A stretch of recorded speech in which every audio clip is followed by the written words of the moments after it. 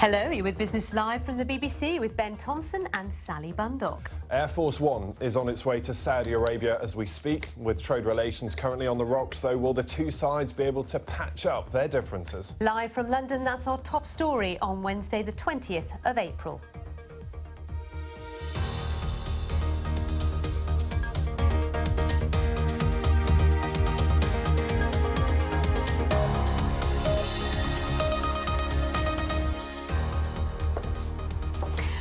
President Obama is beginning a visit to Saudi Arabia today at a time of strained relations between the US and Gulf countries. So what can we expect from this 71-year-old US-Saudi strategic partnership?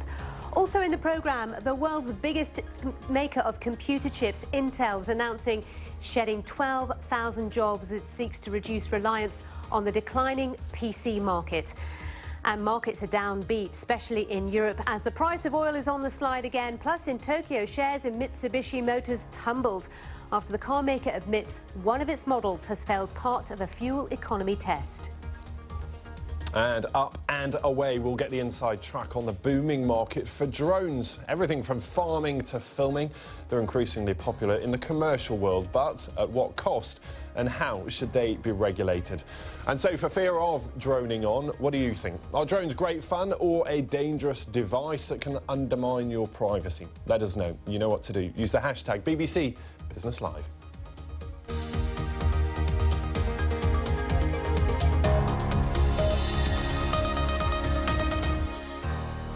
A very warm welcome to the programme, and it is jam-packed today, so let's get cracking. Starting with President Obama landing in Saudi Arabia in just a few hours' time, and it will be his first visit there since King Abdullah's funeral in January of last year. Now, as well as security issues, the two leaders will discuss their trade relationship, including the key sectors of oil and defence. The US imports around 11% of its oil from Saudi Arabia, making it America's second biggest external source of oil after Canada. Now, Saudi Arabia, meanwhile, is the biggest importer of US arms. It's spent that much money, it's a big number, $95 billion on American hardware, and that's just in the last 7 years. However, that close economic relationship has been tested of late. Increasing supplies of US-based shale oil have decreased America's reliance on Saudi petroleum. Now, that's been compounded by the Iran nuclear deal, which helps to strengthen the economy of Saudi Arabia's key rival in the region. Ben. Sally, thanks very much. Well, with me is Dr. Stuart Thompson. He's public affairs expert at the Westminster-based law firm Bertram Dyson Bell. Stuart, nice to see you. Sally running through some of the issues there, but just highlight for us what will be top of the agenda today between those talks with Saudi and the US. Of course, Obama now on his way to Saudi. It'll take in a number of different issues, but particularly around the economy, Saudi Arabia's position in the region, and of course the fight against IS, so a range of issues across all of those three things, and also the legislation which is being proposed in the States at the moment as well, which would the sort of so-called 9/11 bill about the repatriation or ability to challenge foreign countries that are involved in terrorism acts on US soil, which is a big issue at the moment. Yeah, and one of the key issues will be Saudi's place, as you touched on there, in the world economy, and we know Saudi, of course, for its oil. But the picture is changing very quickly. We've talked about their attempts to set up a sovereign wealth fund, a bigger one for life after oil. What role does Saudi Arabia play if it is not in the oil market?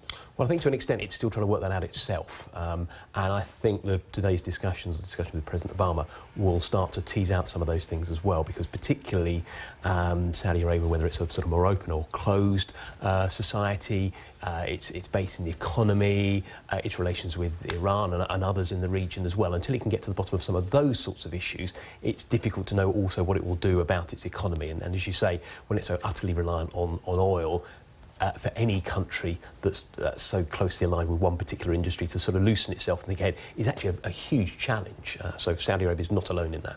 And on that issue of oil, it's likely to be pretty tense when it comes to the discussions on fracking and shale energy, because the US clearly pushing that so it's less dependent on foreign oil. But at the same time, Saudi Arabia has made it very clear they're willing to see the price stay low to push those producers out of business. So it's hard to see how the two sides can ever come to agreements on something like that. It is, because, and then there's also a shift in the relations between the US and Saudi Arabia in any case, with America wanting it to be a sort of slightly more independent, not so utterly reliant country on, as it would see it, on the States. But when Saudi Arabia does take a sort of more independent role, say for instance in Yemen, around Yemen and other issues as well, then America doesn't like that. So these challenges apply to the States as well as to Saudi Arabia itself in those future relationships. Yeah, I've been to Saudi Arabia a few times, and what strikes you when you go there is just how slowly everything changes. And we've seen this recently too, in terms of the speed of change is starting to increase. And by historic standards, it is pretty fast. And yet there are still calls for Saudi Arabia to do more, to open up its economy, to embrace the outside world. It's not quite happening yet, is it? It's not, but as you say, the pace of change has doubtlessly picked up, but there are still those that say it needs to go faster, it needs to open itself up much more quickly.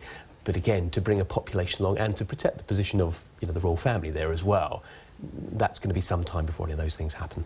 Yeah, fascinating stuff. Dr. Stuart Thompson, thank you. Nice to see you from the Westminster-based law firm there, Bircham Dyson Bell. Thank you. Now, other stories out there. Malaysia Airlines